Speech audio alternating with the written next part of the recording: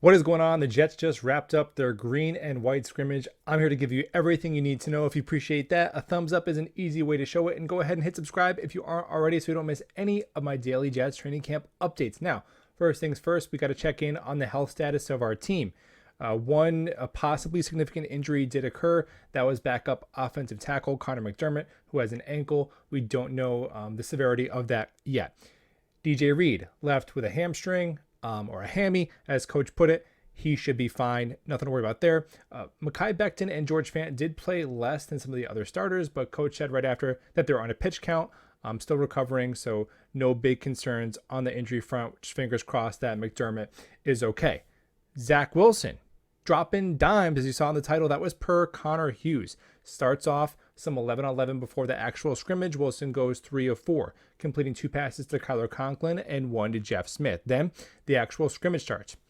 First half was a thing of beauty, and the first drive was perfection from Wilson, going 5 for 5 on a touchdown drive, completing passes to 5 different receivers. He hit Uzama, he hit Garrett Wilson, he hit Corey Davis, Jeff Smith, and then capped it off with a touchdown throw to tight end Tyler Conklin on third down.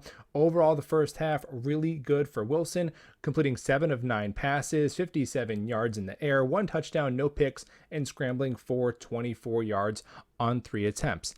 Second half wasn't as sharp. The second team offensive line was in there. The protection wasn't quite as good. And then we got some drop issues we'll get to a little bit. Zach Wilson did throw a second half interception to linebacker Del'Shawn Phillips. Totals for the night. Zach was 12 of 19, which is 63% of his passes for 100 yards, 1 touchdown, 1 picks, and again, those 24 yards on the ground all coming in the first half. Per Sermini, he looked fast, decisive. Per Robbie Sabo, he looked good, playing safe, taking what the defense gives him. That's fine for me. Now let's check in on the rookies. Breece Hall, per Zach Rosenblatt, continues to roll. Had the team's longest rushing play, a 16-yard gash right up the gut. Jermaine Johnson had a pressure and a sack against the second and third team defense. It's been 3 straight days out there with a sack for Jermaine Johnson. Looks like he's starting to catch his stride. Love to see that. Sauce Gardner and Garrett Wilson just continue to pass the eye test. Garrett Wilson had an acrobatic catch that would have been a complete at Ohio State, only got 1 foot in. Again, Garrett Wilson just cannot make boring plays.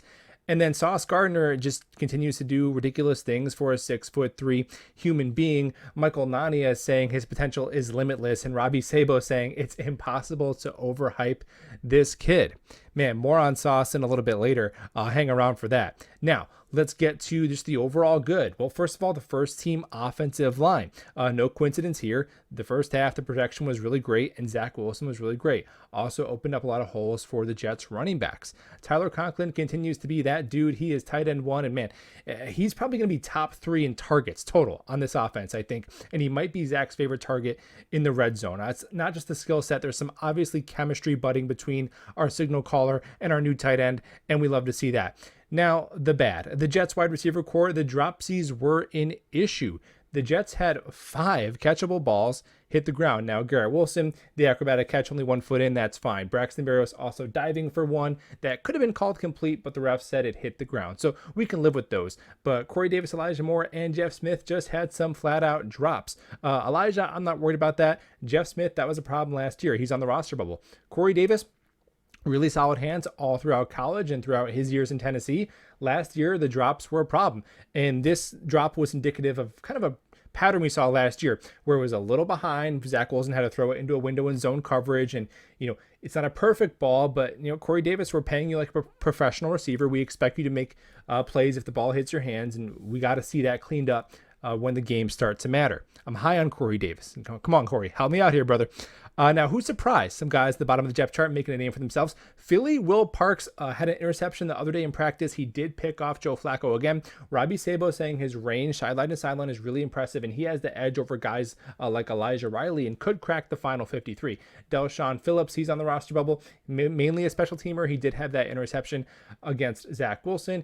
And running back, Bam Knight, running with power and speed. Those are 2 things you like to have in a running back. Per Zach Rosenblatt. Hey, I talked about Sauce Gardner. Now hear me out. I think there's a lot of similarities between Sauce Gardner and a former Hall of Fame wide receiver. You can check that out down below. Thanks for hanging out, and we'll talk ball soon.